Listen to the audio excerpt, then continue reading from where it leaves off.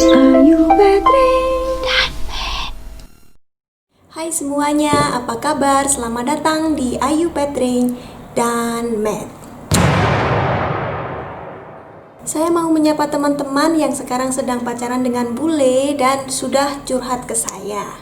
Terima kasih sudah percaya sama saya dan jangan khawatir, identitas kalian aman, saya nggak akan membocorkan. Untuk kalian yang baru gabung di channel ini, kenalin dulu, nama saya Ayu, saya tinggal di Budapest, Hongaria. Kebetulan tanggal 12 September kemarin adalah hari ulang tahun perkawinan kami. Dan saya sebenarnya sudah janji mau menunjukkan foto-foto pernikahan kami, tapi kayaknya belum bisa karena foto-foto kami ada di rumah nenek di Eger dan kami belum ke sana. Jadi mungkin lain kali.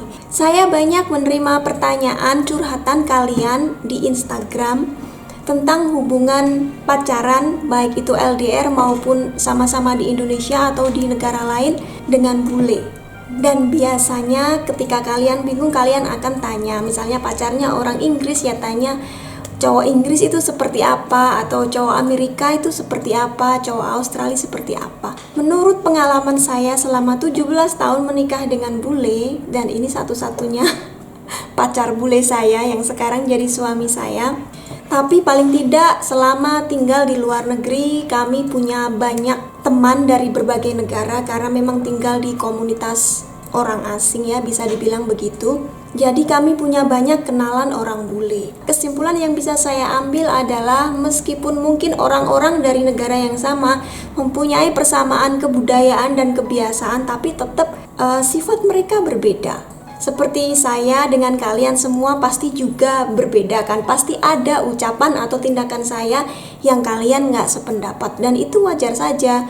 Saudara sekandung atau saudara kembar saja bisa jadi sifat mereka berbeda. Jadi susah sekali untuk saya memberi pendapat seperti ya orang Amerika itu seperti apa, orang Australia, orang Italia seperti apa. Di video kali ini saya hanya akan berbagi cerita seputar hubungan atau pacaran orang bule dengan orang Asia atau lebih tepatnya orang Indonesia. Dan dari situ teman-teman nanti bisa menilai. Kita nggak bisa menyamaratakan orang bule. Dan nggak tahu lah, yang jelas mungkin di sini saya mau share saja, ada kejadian-kejadian seperti ini mungkin bisa diambil manfaatnya. Ini saya nggak mau gosip ya, jadi saya samarkan nama dan juga negara mereka karena saya nggak mau nanti kalian mengira oh orang dari sini ternyata sifatnya seperti itu. Enggak, ini mungkin nggak ada hubungannya dengan asal mereka, tapi ada kejadian seperti ini.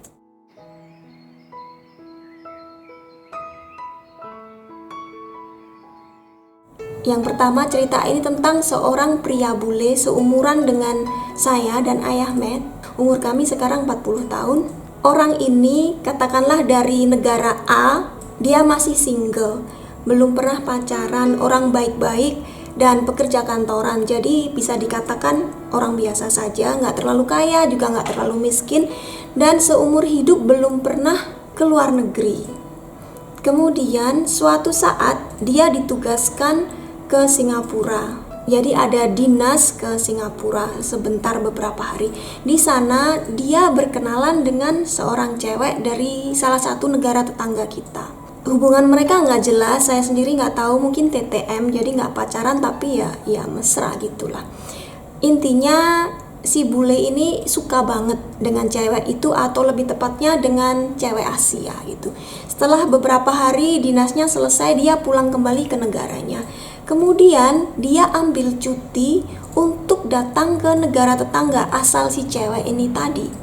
Dan di situ dia hura-hura bersenang-senang dengan 3 cewek lokal.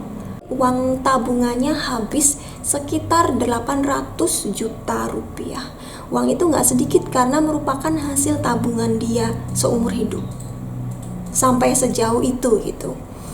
Akhirnya dia pulang kembali ke negaranya, sudah jatuh miskin, gak punya tabungan, gak punya apa-apa. Ada juga cerita seperti itu ya. Ceweknya bukan cewek Indonesia, saya gak usah menyebutkan negaranya, tapi salah satu negara di Asia Tenggara.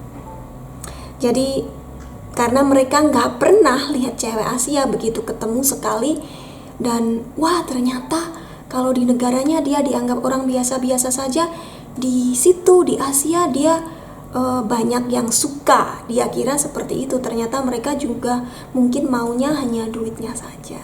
Anyway, kasihan sekali. Cerita yang kedua, ada lagi teman saya yang lain, orang Indonesia, menikah dengan bule. Sudah lama, lebih lama dari saya. Kayaknya sih mereka pasangan serasi, seumuran, kemudian cocok banget gitu. Yang ceweknya cantik, cowoknya juga ganteng. Kemudian mereka tinggal beberapa lama di Singapura, dan suaminya kadang-kadang ditugaskan dinas ke salah satu negara tetangga juga. Dari situ teman saya ini melihat ada yang mencurigakan gitu. Suaminya sering ngumpetin telepon, kemudian ngobrol di telepon sambil ngumpet di kamar mandi. Pokoknya kayak gitu. Sebagai istri kan mungkin ada naluri ya. Suatu saat dia tahu di HP-nya ternyata memang dia itu ada hubungan dengan seorang cewek di negara asing itu gitu. Dan hubungannya ini sudah dalam sekali, sepertinya sampai dia sering kirim duit ke cewek itu. Ya kasihan banget, teman saya itu orangnya baik dan neriman gitu pokoknya. Jelasnya mereka berantem sampai lama ya teman-teman. Saya melihat juga ada kekakuan di antara mereka gitu. Tapi nggak tahu, mungkin mereka bisa menyelesaikan. Akhirnya mereka setuju untuk rujuk lagi dan pulang ke negara suami. Sampai sekarang masih di sana. Dari luar sih hubungan mereka baik-baik saja. Nggak tahu di dalamnya ya, karena kan itu masalah pribadi. Jadi ya seperti itu. Kalau saya melihat istrinya itu berhati besar, bisa memaafkan, karena kayaknya ya kalau suami sudah selingkuh itu sesuatu yang sangat sulit untuk dimaafkan. Kalaupun kita bisa menerima, mungkin di pikiran kita akan selalu kepikiran gitu, kalau kita berantem akan keluar lagi. Pokoknya nggak bisa ikhlas gitu kan. Ya semoga saja mereka hubungannya baik-baik saja. Itu saja, saya hanya bisa mendoakan.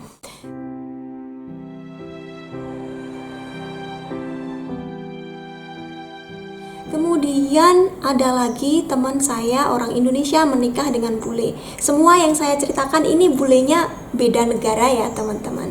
Oke, teman saya ini cantik, langsing, kulitnya putih, rambutnya panjang. Orang Indonesia kan biasanya gitu ya ukuran cantiknya. Pokoknya cantik banget.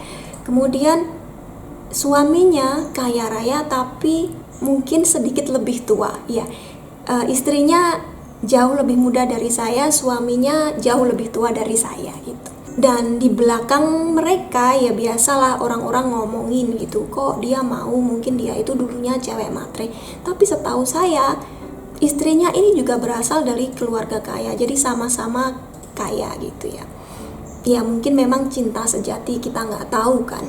Mereka punya anak satu ya. Waktu itu lagi ke toko belanja gitu, ada orang yang deketin, kan anaknya lucu banget, blasteran gitu. Biasanya ditanya, oh lagi jalan-jalan sama mama sama kakek ya, padahal itu bukan kakeknya tapi ayahnya itu.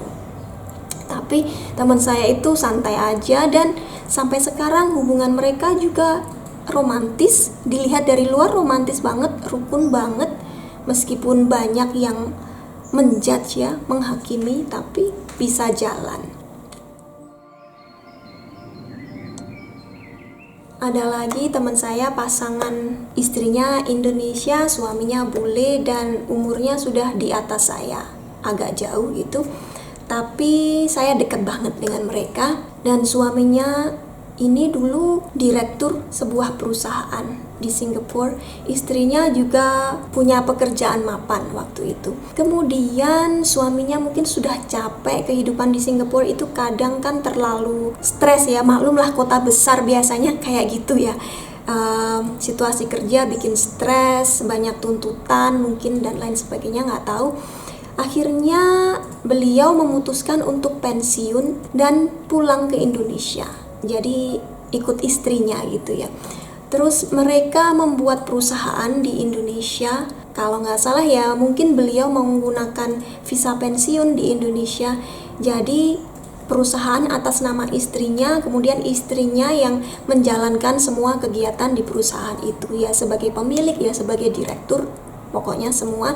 Tapi kalau perusahaan sudah jalan gitu atau modalnya besar, ya pastinya tinggal ngawasi saja kan teman-teman, menikmati masa pensiun di Indonesia sampai sekarang aman-aman saja. Ya dulunya kalau menurut cerita mereka itu nggak instan, karena mereka juga harus istilahnya climb the ladder, memanjat anak tangga gitu. Jadi memulai dari bawah gitulah. Saya bingung ngomongnya gimana.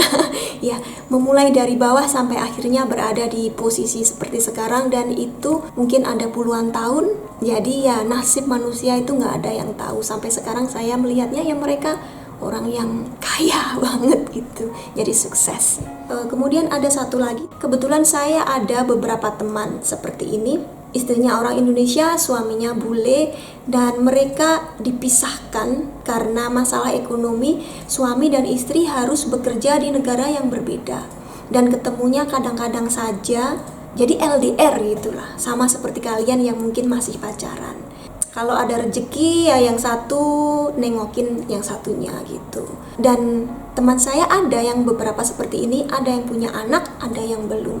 Ya gimana ya, masalahnya beda-beda, setiap keluarga nggak bisa disamakan seperti tadi yang sudah saya selalu bilang kan. Ada yang memilih nggak punya anak karena masalah ekonomi. Kita nggak bisa menghakimi kalau mereka benar-benar nggak punya secara ekonomi, secara sosial, meskipun tetap ada tunjangan dari pemerintah sih ya di kebanyakan negara Eropa, tapi tetap nggak akan cukup mungkin untuk hidup nyaman. Itu ya tetap tunjangan pemerintah kurang. Ya itu keputusan mereka lah kalau mereka memang memutuskan untuk nggak punya anak karena adanya masalah ekonomi. Tapi beberapa pasangan LDR yang saya lihat seperti ini, yang mereka sendiri nggak tahu sampai kapan LDR-nya berakhir, mereka tetap rukun-rukun saja. Sejauh ini saya belum pernah ketemu pasangan Indonesia dan bule yang sampai berantem gitu, belum pernah. Ya, belum pernah. Tapi pastinya ada ya, cuman di antara teman-teman saya nggak ada, jadi saya nggak bisa kasih contoh yang seperti itu. Anyway, kalau sudah jodoh itu tak akan lari kemana, kata orang kan begitu. Kalau itu sudah keputusan yang kita ambil dari awal, kan kita nggak ada yang maksa ya untuk menikah dengan pilihan kita. Ya sebisa mungkin kita harus jalani dengan ikhlas, tetap bersyukur, dan jangan lupa berusaha untuk melakukan perbaikan, baik perbaikan diri sendiri, hubungan dengan pasangan, maupun perbaikan ekonomi. Karena kadang atau sering pemicu perceraian bukan karena kita nggak cocok dengan pasangan, tapi adalah karena masalah ekonomi. Bukan berarti kita orang matre ya, tapi ya memang kita butuh duit untuk hidup. Untuk mudik saja butuh duit. Yang jelas selagi kita masih hidup pasti akan selalu ada masalah.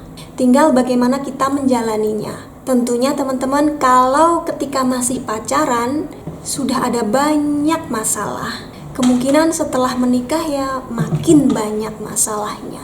Jadi pikirkan dulu masak-masak, kalau ada masalah coba diselesaikan baik-baik dengan pasangan. Jangan cepat-cepat mau dihalalkan karena kita mau ngebet punya suami bule, tapi dipikir dulu. Jadi semoga video kali ini ada manfaatnya, dan semoga hubungan kalian lancar dan langgeng selamanya. Saya hanya bisa mendoakan. Kalau kalian masih ingin curhat mengenai hubungan kalian LDR maupun tidak dengan bule, saya masih bisa mencoba membantu. Silahkan DM saya di Instagram Ayu Petring. Terima kasih sudah nonton dan sampai ketemu di video berikutnya.